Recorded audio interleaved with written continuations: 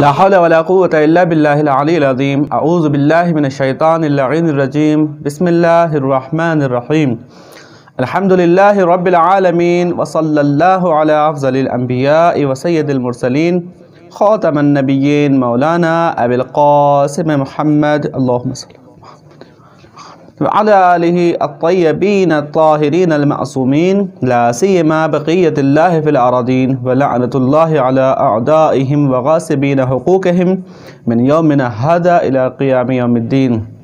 أما بعد فقد قال الله الكريم في كتابه الحكيم والعصر إن الإنسان لفي خسر إلا الذين آمنوا وعملوا الصالحات. بسم اللہ الرحمن الرحیم رب اشرح لی صدری ویسر لی امری واحلل عقدۃ من لسانی یفقہوا قولی. ناظرین کرام سلام علیکم ورحمۃ اللہ وبرکاتہ. پروردگار عالم سے ہمیشہ یہی دعا ہے کہ آپ تمام حضرات خداوند عالم کی حفظ و امان میں رہیں اور خدا کی پناہ میں رہیں اور خداوند عالم سے اس کی توفیق عبادات و اطاعت اور اس سے دعا گو ہے کہ خداوندہ ہمارے اعمال کو چھوٹے بڑے اعمال کو قبول فرمائے اور ہمارے اعمال میں جو نواقص ہے اسے اپنے عفو و بخشش کے سہارے ہماری ان اعمال کی پیوندکاری فرما کر اسے قبول فرمائے. ناظرین کرام، جس طرح سے آپ حضرات مستحضر ہے کہ ہمارا یہ آج کا موضوع، آج کا جو ہمارا ٹاپک ہے وہ اخلاق اسلامی کے عنوان سے ہے، اور چند جلسے جو گزر چکے ہیں اس میں ہم مختلف اخلاق کے پہلو کے اوپر گفتگو کر چکے ہیں. جس طرح سے آپ حضرات کو بھی اب یاد ہو چکا ہوگا کہ ہم نے جس سے پہلے اخلاق کی جو تعریف بتائی تھی اور اس کی جو تقسیم کی تھی وہ اس طرح سے ہے کہ اخلاق خوبصورت صفات کا مجموعے کا نام ہے، اور ہم جو ابھی بحث کر رہے ہیں وہ آداب اسلامی کے اوپر کر رہے ہیں. اخلاق اسلامی خوبصورت صفات کو اپنے اندر سمیٹ لینے کا نام ہے، اور اس صفات کو قبول کرنے کے بعد جو شعاع جو نور منعکس ہوتا ہے اس توصیف شدہ انسان کے جسم سے جو اعمال سرزد ہوتے ہیں اسے کہا جاتا ہے آداب اسلامی. آداب اسلامی کی بھی ہم نے 3 کیٹیگری کی تھی. ایک ہے آداب اسلامی کو پہلی بخش میں جو تقسیم کیا تھا وہ ارتباط بخدا، جس کے لیے ہم نے ایک مفصل کچھ جلسے اس کے اوپر ہم نے گفتگو کی تھی. اس کے بعد جو ہم نے دوسرا چیپٹر تھا اور جو دوسرا سیکشن تھا اس کو ہم نے تقسیم کیا تھا ارتباط و اجتماع، یعنی دوسروں کے ذریعے دوسروں کے سے ہم کس طرح سے ارتباط پیدا کریں اور اسلام نے ہمیں اس کے بارے میں کیا حکم دیا ہے. تیسرا جو سیکشن تھا اس کے لیے ہم نے بتایا تھا تیسرا اور آخری جو سیکشن ہے ارتباط بخود، یعنی انسان خود اپنے ذریعے سے خود اپنے آپ سے کس طرح سے ارتباط پیدا کر سکتا ہے، ایک تعلق پیدا کر سکتا ہے. یہ ایک چھوٹی سی ایک حقیقت ہے کہ انسان ہر کوشش کرتا ہے کہ سارے لوگوں سے، پورے دنیا سے، جہان سے، تاریکی سے، گمراہی سے رابطہ پیدا کرنے کی کوشش کرتا ہے، لیکن صد افسوس یہ ہے کہ جب سب سے پہلے جس چیز سے انسان کو ارتباط اور تعلق پیدا کرنا چاہیے وہ خود اس کی ذات ہے، خود اس کا نفس ہے. تو انشاءاللہ المستعان ہم نے تحد توان ان 2 سیکشن کے اوپر تعارف ارتباط بخدا اور ارتباط با اجتماع یا دیگران کے اوپر مفصل گفتگو کر چکے ہیں. اب انشاءاللہ ہمارا جو تیسرا اور آخری سیکشن جو شروع ہو رہا ہے وہ ارتباط بخود، یعنی انسان کس طریقے سے اپنے آپ سے تعلق اور ارتباط پیدا کر سکتا ہے. اس کے اوپر سے چند عنوان ہیں انشاءاللہ المستعان، ان کو چند جلسوں میں آپ کے حضور اور آپ کی خدمت میں اس کے جو مطالب ہوگی پیش کیا جائے گا. سب سے پہلے جو میں نے جس آیت کریمہ کا جو انتخاب کیا ہے بہت معروف اور مشہور آیت ہے، اور تقریباً بیشتر افراد آپ میں سے اس سورہ مبارکہ کے حافظ ہوں گے. اللہ تعالیٰ اپنی کتاب برکت کے ایک مختصر سورہ میں ایک بڑا اور عظیم پیغام چھپا کر انسانوں کے درمیان پیش کر رہا ہے. فرمایا آپ نے پروردگار کریم نے کہ وَالْعَصْرِ إِنَّ الْإِنسَانَ لَفِي خُسْرٍ، کہ قسم ہے مجھے عصر کی، زمانے کی، وقت کی، ٹائم کی. إِنَّ الْإِنسَانَ لَفِي خُسْرٍ، بے شک، بے گمان اور یقیناً انسان فی خسر، کہ انسان خسارے میں ہے، گھاٹے میں ہے، نقصان میں ہے. انسان کلن ایک لفظ آیا ہے. جب اللہ تعالیٰ نے ساری انسانیت کو اس آیت کی چپیٹ میں لے لیا تو اس کے بعد کچھ گروہ کو اس آیت میں سے نکال لیا. کس طریقے سے؟ ان الانسان لفی خسر، سارے انسان، میں، آپ، کافر، مسلمان جتنے بھی ہوں، غیر مسلم ہوں، نصارہ ہوں، یہودی ہوں، جتنے بھی مذاہب کے ماننے والے ہوں، خدا کو ماننے والے ہوں یا خدا کے انکار کرنے والے ہوں، چاہے وہ کسی بھی گروہ اور کسی بھی طریقے سے انسانیت سے تعلق رکھتے ہوں، اللہ تعالیٰ نے ارشاد فرمایا ان الانسان لفی خسر، سارے انسان خسارے میں ہیں، نقصان میں ہیں.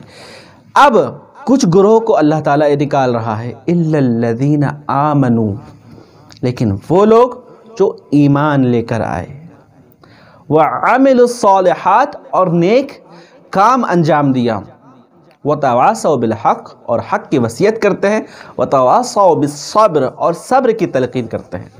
ان لوگوں کو اللہ تعالیٰ نے ایک چھوٹے سے لفظ اللہ کے ذریعے سے پہلے ساری انسانیت کو اللہ تعالیٰ نے ایک گھیرے میں لیا ہے کہ یہ سارے انسان گھسار کھٹارے میں، لیکن ان میں سے ایک جمعیت کو نکالا ہے.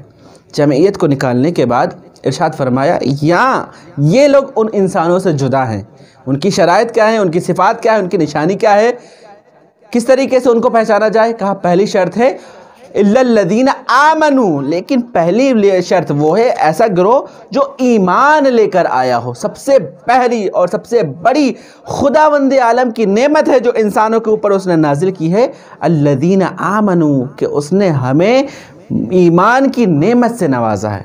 آج کا جو ہمارا ٹاپک ہے، آج کا جو ہماری گفتگو ہے وہ ایمان کے اوپر ہے کہ ایمان کسے کہتے ہیں، ایمان کی ڈیفینیشن اور تعریف کیا ہے، ایمان کے تقاضے کیا ہے، اور ایمان کے اوپر احادیث اور قرآن میں خداوند عالم نے کیا ہمیں میسج اور پیغام بھیجا ہے. سب سے پہلی چیز ہم نے بتایا کہ ایمان، ہم 50 نعمتوں کو ڈھونڈتے رہتے ہیں، 50 نعمتوں کے پیچھے بھاگتے رہتے ہیں. خدایا ہمیں مادیات، نعمت نہ بلکہ کہا جائے مادیات کے پیچھے بھاگتے ہیں، لیکن ایک چیز جو خداوند عالم نے ہمیں نوازی ہے وہ ایمان عظیم ترین نعمت سے ہمیں نوازا ہے. کہ کیوں؟ کیا ہم ایمان لائے، خدا نے ہمیں نعمت دی ہے، کس طریقے سے ہم ایمان لائے، خدا نے ہمیں کیسے نعمت دی ہے؟ جو سارے مومنین ہیں الذین آمنوا وعملوا الصالحات، خداوند عالم جب ہم ایمان لائیں تو اس میں خدا کا کیا تعلق ہے؟ کہا بہت بڑا تعلق ہے. اللہ تعالیٰ اپنی کتاب، ہماری ہدایت والی کتاب میں ارشاد فرماتا ہے، خدا کون ہے؟ ان اللہ علی کل شیء قدیر. اللہ تعالیٰ کیا ہے؟ سارے چیزوں پر قادر ہے، ہماری رگ رگ پر قابض ہے، اور ہماری ہر بات اور ہر شے سے، وہ چیز جو ہم بولتے ہیں اس سے بھی واقف ہے، اور جو چیز ہم دل میں رکھتے ہیں اس سے بھی واقف ہے. قادر مطلق ہے. اللہ تعالیٰ نے ارشاد فرمایا. دیکھیں نا، لوگ کہتے ہیں کہ ہم ایمان لائیں تو اس میں خدا کا کیا تعلق ہے، خدا سے اس سے کیا ارتباط ہے، خدا کا کیا اس میں کنیکشن؟ کہتے ہیں کہ وہ بہت بڑا کنیکشن یہ ہے کہ ہم جو ایمان لائیں وہ ہماری فضیلت نہیں ہے، یہ ہمارا ایمان لانا بلکہ خدا کا لطف ہے ہمارے اوپر، کہ اس نے ہمارے اوپر ایک نعمت عظیم کا اعطا کیا ہے، عطا فرمایا ہے. کیوں؟ کیونکہ اللہ تعالیٰ نے صریحاً ارشاد فرمایا ہے کہ میں قادر مطلق ہوں، میں ہر چیز پر قادر ہوں. اور پھر ایک پیغام دیا ہے خداوند عالم نے، وَلَوْ شَاءَ اللَّهُ لَآمَنَ مَنْ فِي الْأَرْضِ جَمِيعًا. اگر اللہ تعالیٰ، اگر تمہارا رب چاہتا تو اس زمین پر جتنے بھی روئے ارض پر آدمی اور انسان موجود ہیں، لَآمَنَ مَنْ فِي الْأَرْضِ جَمِيعًا، سارے کے سارے ایمان لے کر آ جاتے. دیکھیے خدا کا پیغام، اگر اللہ چاہتا تو سارے انسانوں کو مومن کر دیتا. اگر اللہ چاہتا تو زور اور زبردستی کے ساتھ سب مجبور ہوتے کہ اللہ کی اطاعت کریں، سب مجبور ہوتے کہ اللہ کی عبادت کریں، سب مجبور ہوتے کہ اللہ کے اوپر ایمان لے کر آئے. لیکن اگر ایسا کرتا تو ہمیں اور ان جانوروں میں کوئی فرق نہیں ہوتا جو صرف اور صرف فطرت کے تقاضوں کے اوپر زندگی کرتے ہیں، کہ جن کا مقصد صرف اور صرف کھانا پینا اور ایک مدت کے وقت زندگی گزارنے کے بعد ختم ہو جاتا ہے، فنش ہو جانا اور ختم. لیکن اللہ تعالیٰ نے ہمیں ایک ہدف اور مقصد کے ساتھ بھیجا ہے. وہ مقصد ہے تفکر، وہ مقصد ہے تذکر، وہ مقصد ہے اپنے عقل سلیم کا استعمال کرنا. اس عقل سلیم کے ذریعے سے جب وہ انسان اس عقل سلیم کو استعمال کرے گا تو خدا تک پہنچے گا. لیکن کچھ بندے ہیں جس کے اوپر خدا نے لطف و کرم کیا ہے، کچھ لوگ ہوتے ہیں جنہیں خدا نے ایمان کے دائرے سے باہر رکھا تھا لیکن انہیں عقل سلیم سے نوازا تھا، تو وہ تفکر، تذکر، ریسرچ کر کے اپنے آپ سے ایک نور کی روشنی کی طرف کھنچتے چلے آئے اور انہوں نے ایمان کو قبول کر لیا۔ یہ بہت ہی شاذ و نادر لوگ ہوتے ہیں، بہت ہی عظیم لوگ ہوتے ہیں، لیکن خدا کے اوپر ہمارا لطف یہ ہے کہ خدا نے، بندے عالم نے ہمیں اپنی بچپنے سے ایمان کی دولت سے نوازا ہے۔ خدا نخواستہ اگر وہ ہمیں ایمان سے نہ نوازتا تو ہم کہاں ہوتے، ہم کدھر جاتے؟ خدا کی معرفت کے بغیر اگر ہم مر جاتے تو کیا ہوتا ہماری وہ سانسوں کا جو ہم نے بغیر خدا کی معرفت کے اپنی سانس لی ہے اور زندگی گزاری ہے؟ کیا ہوتا ہمارے وہ ساعات، وہ گھنٹوں اور وہ لمحوں کا جن کو ہم نے بغیر خدا کی یاد میں گزار دیے؟ کیا ہوتا ہماری وہ غذا کا کہ جو غذا ہم کھا رہے تھے لیکن اس کے پیدا کرنے والے اور اس کے عطا کرنے والے اس کو فراموش کر بیٹھے تھے؟ تو خدا کا بہت ہی لاکھ شکر ہے کہ اس نے ہمیں دائرہ ایمان پر پیدا کیا اور دائرہ ایمان پر قائم رکھا۔ یہ ایک نشانی، یہ ایک بڑا امتحان ہے۔ اس کا لطف تو یہ تھا کہ اس نے ایمان پر پیدا کر دیا، اب یہ ہمارا امتحان اور ہمارا کمال ہے کہ ہم کتنے درجے کے ایمان کے اوپر زندگی بسر کرتے ہیں اور کتنے درجے کے ایمان کے اوپر اس دنیا سے رحلت کرتے ہیں، اس دنیا سے گزرتے ہیں۔ یہ کمال ہے۔ اب ہمیں اور آپ کو اس چیز کی فیصلہ کرنا ہے کہ ہم اپنی زندگی کو کمال ایمان پر گزاریں یا کمال کفر پر گزاریں، اور ہمارا خاتمہ کس مقصد اور کس بیس پر ہوتا ہے۔ اب اس کے بعد تمہیدات کو برکنار کرتے ہوئے ایک اصل موضوع پر آتے ہیں کہ اللہ تعالیٰ ارشاد فرماتا ہے کہ وَلَوْ شَاءَ اللَّهُ لَآمَنَ مَنْ فِي الْأَرْضِ جَمِيعًا، اگر اللہ تعالیٰ چاہ لیتا تو روئے زمین پر جتنے بھی فرد، جتنے بھی آدمی ہیں، سارے کے سارے ایمان لے کر آتے۔ پہلی چیز کہ ہم جو ایمان لے کر آئے ہیں وہ اللہ کا لطف و کرم ہے کہ ہم مومن ہیں، ہم مسلمان ہیں۔ دوسری چیز، اسلام اور ایمان میں کیا فرق ہے؟ یہ ہم پہلے جو ہمارا درس ہے اس لیے ہم ایمان سے شروع کرتے ہیں کیونکہ یہ پہلی نعمت ہے جو خدا نے ہمیں نوازا ہے اور ایمان کے عظیم خزانے سے ہمیں عطا کیا ہے۔ اس کے بعد انشاءاللہ الگ الگ موضوعات پر اخلاق کے عنوان سے اور حقوق بشری اور اپنے ارتباط بخودش کے عنوان سے ہم گفتگو کریں گے۔ تو اللہ نے ارشاد فرمایا کہ ایمان اور اسلام میں کیا فرق ہے؟ ایک ہوتا ہے اسلام، ایک ہوتا ہے ایمان۔ کچھ لوگ سمجھتے ہیں ایمان اسلام ہے اور اسلام ایمان ہے۔ کہا نہیں، بہت فرق ہے۔ کس طریقے سے فرق ہے؟ ہم اور آپ اگر ڈیفینیشن کریں گے تو کیا کریں گے؟ کہا الاسلام بالتسلیم، اسلام ہے تسلیم ہو جانے کا نام، زبان سے کلمہ ادا کر دینا، لا الہ الا اللہ محمد الرسول اللہ، یہ ہے اسلام۔ جس شخص نے اپنی زبان سے ان دو کلمہ شہادتین کو ادا کر دیا، سمجھ لیجئے وہ دائرہ اسلام میں، اسلام کو جو سرکل ہے اس کے اندر داخل ہو گیا۔ اب اس کے بعد ایمان کسے کہتے ہیں؟ کہا اسلام اور ایمان میں بس یہی فرق ہے۔ اسلام نام ہے، ناموں سے اسلام نام ہے اپنے لبوں سے اس کلمے کے گنگنانے کا، اور ایمان نام ہے اپنے دل کے زبان سے تصدیق کرنے کا۔ انسان اسی کلموں کو جب اپنی زبان سے اتار کر دل کے خانے میں بٹھا دیتا ہے تو سمجھ جائیے کہ اس کا دل ایمان کے نور سے منور ہو چکا ہے، اب وہ مومن ہو چکا ہے۔ اس کی دلیل کیا ہے میرے پاس؟ کہا دلیل یہ ہے کہ پروردگار عالم سورہ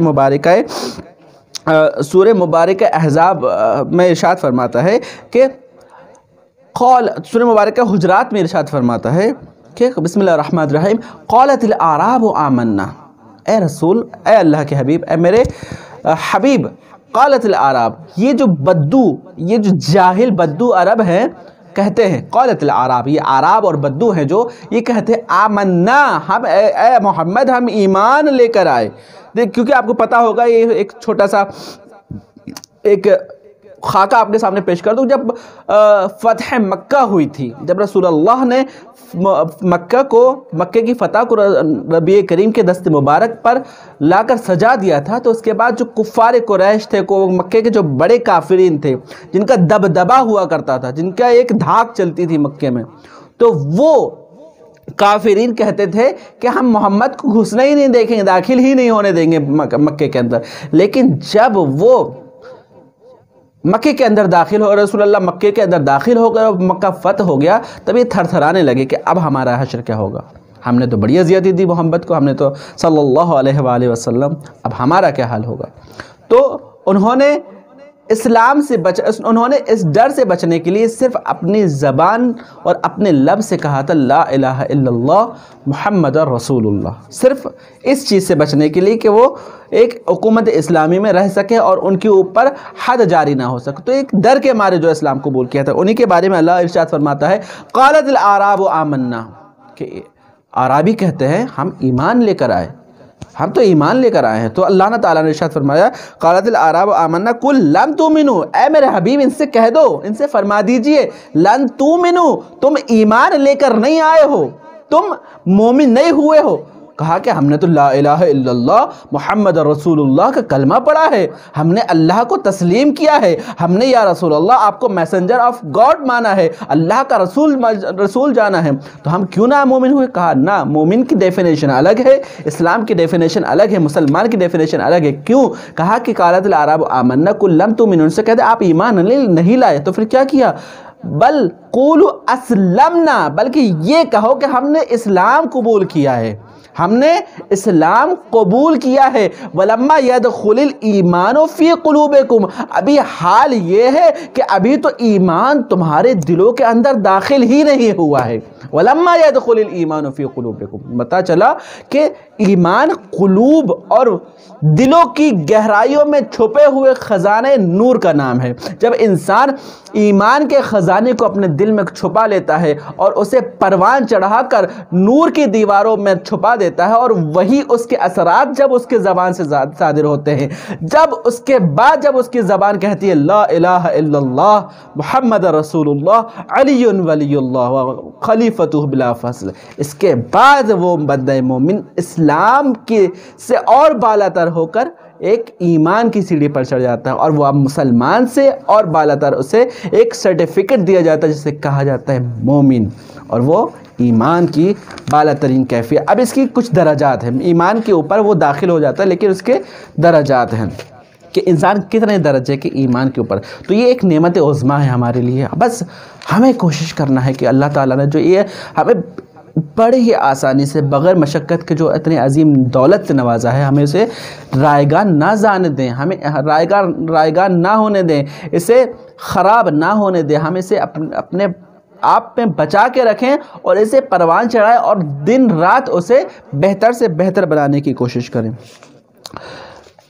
شرط کیا ہے ایمان کے تحفظ کی؟ اب اللہ نے کس طریقے سے، یعنی اس کا کچھ ذریعہ، اس کا کچھ وہ تو ہوگا کہ ہم طریقہ کہ جس طریقے سے ہم اپنے دیے ہوئے اللہ کی نعمت کو بچا کے رکھیں، اس کا طریقہ کیا ہے؟ کہا ہاں طریقہ ہے۔ طریقہ کیا ہے؟ اللہ تعالیٰ نے اسی سورہ میں ارشاد فرمایا جس سورہ میں اللہ تعالیٰ نے انسانوں کے جو دو تقسیم کی تھی، جو انسانوں کے درمیان جو ایک بڑی اور عظیم دیوار بنائی تھی، اسی سورہ میں سورہ عصر میں ارشاد فرماتا ہے کہ إِلَّا الَّذِينَ آمَنُوا، پہلی شرط وہ لوگ ہیں جو خسارے میں نہیں ہیں، وہ لوگ ہیں جو گھاٹے میں نہیں ہیں، وہ لوگ ہیں جو نقصان میں نہیں ہیں۔ کون؟ آمنو، جو ایمان لے کر آئے۔ دوسری چیز کیا ہے؟ کہا آمنو وعملوا الصالحات، آمنو وعملوا الصالحات۔ آپ تمام حضرات کو یہ سورہ یاد ہے اور یاد ہونا بھی چاہیے، کوشش کیجئے کہ اس کے مفہوم کے سے بھی آپ واقفیت رکھیں، اس کا مفہوم بھی بڑا عجیب ہے۔ وہ لوگ جو ایمان لے کر آئے، دوسری شرط اور دوسری صفت ان لوگوں کی جو خسارے اور نقصان میں نہیں ہے، کون سی ہے؟ کہ وہ لوگ جو عمل صالح انجام دیتے ہیں۔ عمل صالح انجام دینے کے بعد، یعنی یہ طریقہ ہے، جو ایمان ہے وہ عمل صالح کے ساتھ ہے، جو عمل صالح ہے وہ ایمان کے ساتھ ہے۔ ان دونوں میں سے اگر ایک چیز بھی کم ہوتی ہے تو انسان خسارے میں ہے، انسان نے اپنے ایمان کا تحفظ نہیں کیا، انسان نے اپنے ایمان کو بچا کے نہیں رکھا، انسان صرف یہ گمان میں رہتا ہے کہ ہم نے ایمان لے کے آ گئے، ہم نے اسلام تسلیم کر لیا، ہم اللہ کے نزدیک مومن کہلائے جانے لگے، بس کافی ہے، بس اب عمل کہاں؟ اب تو خدا نے ہم نے خدا کو جان لیا، خدا نے ہمیں جان لیا، اب کہاں کی نماز، کہاں کا روزہ، کہاں کا حج، کہاں کی زکوٰۃ، کہاں کا اعمال خیر، کہاں لوگوں کی مدد کرنا، کہاں لوگوں سے محبت کرنا، کہاں صلہ رحمی، یہ سب چیزیں کہاں؟ اب تو ایمان کہاں ہے؟ یہی چیز مین بقا ہے ایمان کے لیے۔ اگر یہ چیز نہیں ہے تو سمجھ جائیے آپ کے ایمان کے اوپر خطرہ منڈلانے لگا ہے۔ اگر آپ کو اپنے ایمان کو تحفظ کرنا ہے تو آپ کو عمل صالح بھی انجام دینا پڑے گا، عمل صالح سے مراد یعنی تمام کتاب شریعت جسے پروردگار عالم نے قرآن کی شکل میں بھیجا ہے اس کے اوپر ان اعمال کو بجا لانا پڑا ہے، چاہے سے وہ نماز سے شروع ہوتی ہے اور امر بالمعروف و نہی عن المنکر و تولی و تبرع پہ جا کر ختم ہوتی ہے۔ ان سب چیزوں کے اوپر عمل کے اوپر انجام دینا ہے۔ اب پھر کہیں گے مولانا پھر شفاعت کس خاتے میں رکھیں گے آپ شفاعت کو؟ ہم کہیں گے شفاعت کا نام اتنی آسانی سے نہ لیجئے، شفاعت ایک بہت عظیم مرتبہ ہے، شفاعت بہت ہی مقدس اور تقدس والا مرتبہ ہے، بہت ہی لطیف مرتبہ ہے۔ یہ ائمہ معصومین علیہ السلام کا ہم سے وعدہ ہے کہ ہم شفیع ہیں، ہم شفاعت کریں گے مومنی اپنے چاہنے والوں کی، لیکن کس کی؟ امام جعفر صادق علیہ السلام نے فرمایا کہ جس نے نماز کو سبق سمجھا اور جو اعمال کے ساتھ نہیں آیا وہ ہم سے شفاعت کی امید نہ رکھے۔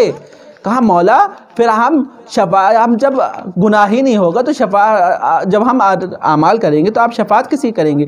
کہا ہم شفاعت ان کی کرائیں گے کہ جو عمل تو کرتے تھے، جو ایمان لانے کے بعد آمنوا وعملوا الصالحات کے اوپر جنہوں نے عمل کیا، جو عمل کرتے تھے، لیکن انسان خطا کا پتلا ہے۔ الانسان مرکب من الخطا والنسیان، انسان وہ ہے جس سے خطا اور نسیان اور بھول چک ہوتی رہتی ہے، انسان تو اس چیز کا مجموعہ ہے۔ امام نے فرمایا اب جو بندہ مومن عمل کرتا تھا لیکن کبھی کبھار اس سے کوتاہیاں ہو جاتی تھی، کبھی کبھار اس سے نماز چھوٹ جایا کرتی تھی، کبھی کبھار اس کے منہ سے جھوٹ نکل جایا کرتا تھا، گناہ سرزد ہو جاتا تھا، واجبات چھوٹ جاتے تھے، اب ایسی صورت میں اس کا ان کوتاہیوں کا مواخذہ نہ ہو اس لیے ہم بیٹھے ہیں کہ تمہاری شفاعت کرائیں گے۔ اس چیز کا نام ہے شفاعت۔ آپ اس شفاعت سے ایک غلط میسج نہ لیں، آپ شفاعت سے غلط ادراک نہ لیں۔ ہاں یقینی ہے کہ محمد و آل محمد کا عاشق حقیقت جنت میں جائے گا، لیکن اس کی بھی شرائط ہیں، جائے گا لیکن ممکن ہو کہ اگر اس کی شفاعت نہ ہو تو کئی کروڑ سال وہ جہنم میں جلے اس کے بعد جنت میں جائے۔ کیا آپ گوارہ کریں گے کہ آپ کا یہ نازنین اور نازک بدن ایک لمحے کے لیے بھی جہنم کی آتشین آگ میں جلایا جائے؟ کیا آپ گوارہ کریں گے؟ کیا آپ کو قبول ہے؟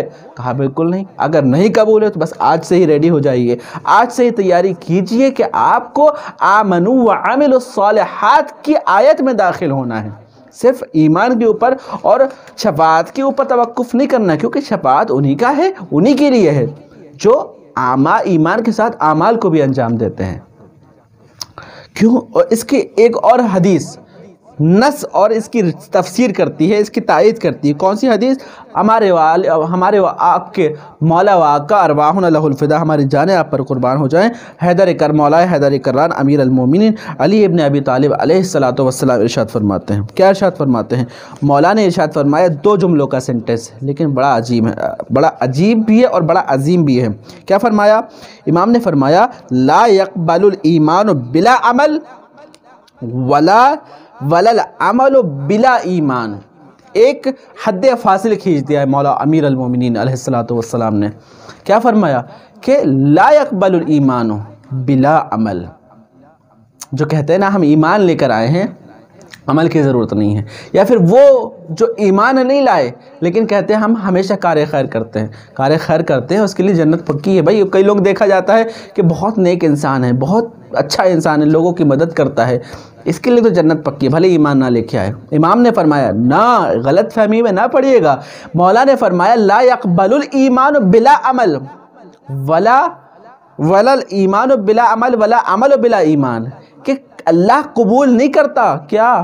الایمان بلا عمل، کسی ایمان کو بغیر عمل کے قبول ہی نہیں کرے گا، یعنی ایمان وہی اس کے نزدیک قابل قبول ہے جو عمل کے ساتھ اس کے پاس بھیجا جائے، اور اسی طریقے سے عمل خیر بھی اسی وقت تک قبول ہوگا جب آپ ایمان کے ساتھ عمل خیر کو بھیجیں۔ اب آپ لاکھ نمازیں پڑھیے، لاکھ روزے رکھیے، لیکن آپ کا ایمان صحیح نہیں ہے، آپ کا عقیدہ صحیح نہیں ہے، تو آپ کی نمازیں آپ کو کوئی فائدہ نہیں پہنچائے گی، آپ کے عبادات آپ کو کوئی فائدہ نہیں پہنچائیں گے جب آپ صحیح عقیدے اور صحیح ایمان پر نہیں ہیں۔ تو یہ شرط اول اور شرط عظیم ہے کہ ہم اپنے ایمان کو کس طریقے سے کامل، خالص اور محفوظ بنا سکتے ہیں۔ ایمان کے کچھ درجات ہیں۔ کون کون سے درجات ہیں؟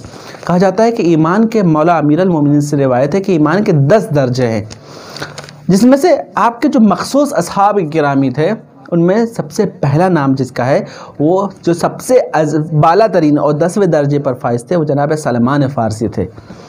پھر اس کے بعد جناب ابو ذر غفاری تھے، دوسرے نمبر کا جو درجہ ایمان کا اس کے اوپر فائز تھے. ان کے ایمان کا کیا نشانی تھی، ان کے ایمان کا کیا عالم تھا؟ آپ جانتے ہیں ایک چھوٹا سا واقعے میں حضرت ابو ذر علیہ السلام کی ایمان کی نشانی بیان ہوتی ہے. رسول اللہ علیہ السلام کا زمانہ ہے، ابھی اسلام سارے خطہ عرب میں پھیل چکا ہے. رسول اللہ صلی اللہ علیہ وسلم صبح کی نماز پڑھانے میں مشغول ہیں.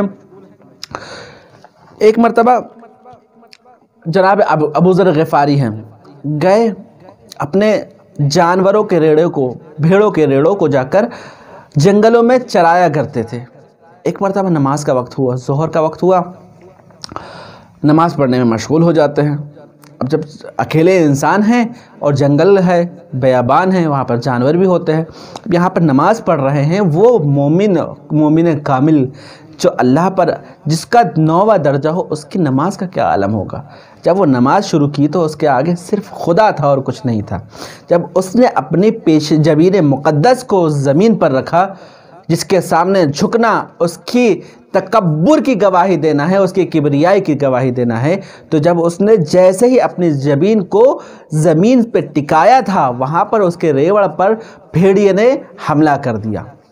اب وہاں پر حملہ ہوا، یہاں پر جناب ابو ذر نماز میں مشغول ہیں، نہ ذرا سی نماز میں فرق آیا، نہ کانوں میں اس جانوروں کے آواز کی صدائیں گونجی.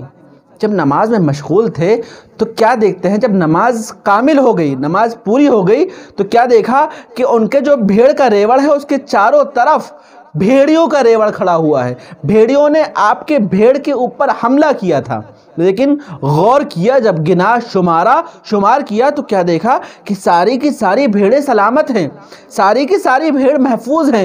کہا تعجب ہے، میں اکیلا بندہ وہ بھی نماز میں تھا، لیکن ان بھیڑیوں نے ان بھیڑ کے اوپر حملہ نہیں کیا. جب غور کیا، بہت ہی دقت کے ساتھ دیکھا تو کیا دیکھا کہ ان بھیڑ کے سامنے ایک شیر کھڑا ہے، ایک شیر کھڑا ہے جو ان بھیڑیوں سے محافظت کر رہا ہے. دیکھیے عجیب بات یہ ہے، خود ایک درندہ ہے جو ایک درندے کو بھیڑوں سے بچا رہا ہے. شیر کا کام تو پہلے ہوتا ہے کہ اپنے نوالے کو دوسروں کے نوالوں سے چھیننا، لیکن وہ شیر تھا جو بھیڑیوں سے اس کی جناب ابو ذر غفاری کی جانوروں کو بچا رہا تھا.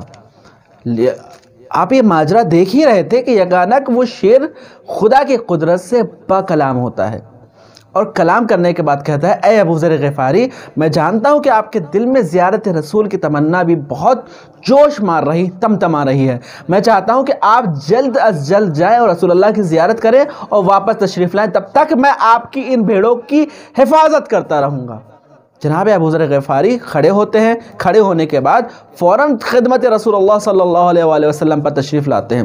کہا یا رسول اللہ، میرے ساتھ ایک عجیب ماجرا پیش آیا. کہا ابو ذر کیا ماجرا پیش آیا؟ کہا یا رسول اللہ، میں ظہر کی نماز پڑھ رہا تھا، نماز پڑھتے میرے ساتھ میرے بھیڑ کا گلہ تھا، میں نماز پڑھ رہا تھا. جب میں نماز پڑھ کر فارغ ہوا تو کیا دیکھا کہ میرے بھیڑ کی گلوں بھیڑ کے چاروں طرف بھیڑیوں نے گھیرا ڈال کے رکھا ہے، لیکن وہ بھیڑیے حملہ نہیں کر پا رہے تھے بھیڑوں پر. کیوں؟ کہا کس لیے؟ کہا وہ اس لیے کیونکہ ان کے درمیان ایک شیر حائل تھا جو میرے بھیڑوں کی حفاظت کر رہا تھا، جو میرے بھیڑوں کو ان بھیڑیوں سے بچا رہا تھا. تو رسول اللہ صلی اللہ علیہ وسلم ایک مرتبہ مسکراتے ہیں. کہا کہ اے ابو ذر، یہ تیرے ایمان کی بلندی درجات کی نشانی ہے، تیرے ایمان کا تقدس ہے، تیرے ایمان کا اخلاص ہے. وہ جو شیر جو تیری بھیڑیوں کی حفاظت، تیری بھیڑ کی حفاظت کر رہا تھا ان درندوں سے، وہ کچھ اور نہیں بلکہ تیرا ایمان تھا، جسے خداوند عالم نے ایک شیر کی شکل میں ظاہر کیا تھا جو جا کے تیری بھیڑوں کی حفاظت فرمائے. اے ابو ذر، مبارک ہو کہ تو ایمان کے عظیم درجے پر فائز ہے. سلام ہو ایسے ایماندار شخص پر ہمارا. خداوند عالم ہمیں بھی توفیق دے کہ ہم ابو ذر اور سلمان علیہ السلام کے پیروں کی خاک کے برابر بھی اپنے ایمان کو کامل کر سکیں. خداوند عالم سے دعا ہے. اسی طریقے سے ایک اور واقعہ ہے جو میں نے اس کی چھوٹی سی شروعات میں بیان کیا تھا کہ رسول اللہ صلی اللہ علیہ وسلم جب ایمان پھیل چکا تھا ساری جگہ پر، خطہ عرب میں رسول اللہ صلی اللہ علیہ وسلم ایک مرتبہ صبح کی نماز پڑھا رہے تھے، نماز ختم ہوئی، پہاڑ تشریف لائے، جب مسجد سے نکلنے ہی والے تھے کیا دیکھا؟ ایک جوان ہے، نوجوان ہے جو سجدے میں پڑا ہوا ہے، اور کبھی اپنا یہ والا سر جھکاتا ہے، کبھی اس طرف والا گال زمین سے لگاتا ہے، زاروں قطار گرو رہا ہے اور پیر کانپ رہے ہیں، ہاتھ لرز رہا ہے، زمین سے اللہ اکبر، اللہ، زبان سے اللہ اکبر اور بسم اللہ و باللہ کی صدائیں بلند ہو رہی ہیں، العفو العفو کے نعرے بلند ہو رہے ہیں۔ ایک مرتبہ رسول اللہ صلی اللہ علیہ وسلم نے اس شخص کو جگایا، اٹھایا، کہا اے شخص یہ تیرا کیا حال ہے کہ چہرہ زرد ہو چکا ہے، چہرہ زرد ہو چکا ہے، گال دانتوں سے جا کے چپک گئے ہیں، پیٹ اور شکم، پیٹ اور پیٹ ایک ہو چکی ہے، تیرے ہاتھ لرز رہے ہیں، یہ تیرا کیا عالم ہے؟ تو اس شخص نے جواب دیا، میں کیا بتاؤں یا رسول اللہ، یا رسول اللہ میرا عالم یہ ہے کہ میں یقین کی منزل پر پہنچ گیا ہوں، میں یقین تک پہنچ چکا ہوں۔ رسول اللہ نے بڑا تعجب کیا، اور تعجب یا انداز میں اسے سوال کیا کہ اے شخص یہ بتا کہ تو اگر یقین پر پہنچ چکا ہے تو ہر یقین کی ایک حقیقت ہوا کرتی ہے، ہر یقین کی ایک حقیقت ہوا کرتی ہے، بتا تیری حقیقت، تیرے یقین کی حقیقت کیا ہے؟ تیرے اندر جو یقین ہے وہ کس حقیقت سے آیا ہے؟ کہا کہ میرے اندر، میں نے جب آپ سے پوچھا تھا کہ ایمان کسے کہتے ہیں، آپ نے فرمایا تھا کہ ایمان کہتے ہیں حقیقت کو تسلیم کرنا، حقیقت کو تسلیم کر لینے کا نام ایمان ہے۔ اب جب میں نے غور کیا، فکر کیا، تفکر کیا، تو میں نے جانا کہ اس کائنات کی سب سے بڑی حقیقت تو خداوند عالم ہے، تو میں نے ساری حقیقت کو چھوڑ کر اس حقیقت کے اوپر تفکر اور تمرکز کرنا شروع کیا۔ جب میرا اس کے اوپر تفکر کرنا شروع کیا تو میں نے جانا، جب میں نے اس کی طرف غور کرنا شروع کیا تو میری آنکھوں کے سامنے مادیات ختم ہو گئے۔ اب میں ایسا ہوں گویا کہ میرے سامنے میدان حشر برپا ہے، تمام از اول تا آخر آدم ذات یہاں پر کھڑے ہوئے ہیں، لوگ گہما گہمی میں ہیں، نفسا نفسی میں ہیں، پریشان حال ہیں۔ عالم یہ ہے کہ لوگ ایک دوسرے کو دھکا دے رہے ہیں کہ شاید کسی وجہ سے میری جان بچ جائے، کسی وجہ سے میرا مواخذہ نہ ہو اور میں یہاں پہ ختم ہو جاؤں، مر جاؤں۔ میں گویا میرا عالم یہ ہے کہ میں بھی اس عالم میں موجود ہوں، گویا میں اپنی آنکھوں سے دیکھ رہا ہوں کہ کس طریقے سے گناہگار انسانوں کو اٹھا کر جہنم کی آگ میں اور جہنم کے شکم میں پھینکا جا رہا ہے، گویا میں دیکھ رہا ہوں کہ کس طریقے سے ایماندار اور مومن افراد جنت کی عظیم نعمتوں سے فیضیاب ہو رہے ہیں، گویا میں دیکھ رہا ہوں کہ وہ کتنے نرم اور نازک تکیوں کے اوپر، تختوں کے اوپر تکیے لگا کر بیٹھے ہوئے ہیں، جن کے سامنے حور و غلمان چکر لگا رہے ہیں۔ گویا میں دیکھ رہا ہوں کہ اللہ تعالیٰ نے کس طریقے سے اپنے چاہنے والوں کے ساتھ ٹریٹ اور مہربان ہوا ہے، اور کس طریقے سے اپنے دشمن اور کافرین اور غیر ایماندار اور وہ جو ظالمین تھے ان کے ساتھ پروردگار عالم نے کیا سلوک کیا ہے۔ یا رسول اللہ، جب میں نے یہ غور و فکر کیا، جب میرے آنکھوں نے یہ دیکھا تو میں نے مادی دنیا کو ترک کر دیا۔ اب میرا ہدف اور صرف یہی ہے کہ میں خدا تک پہنچاؤں، خدا کو پالوں۔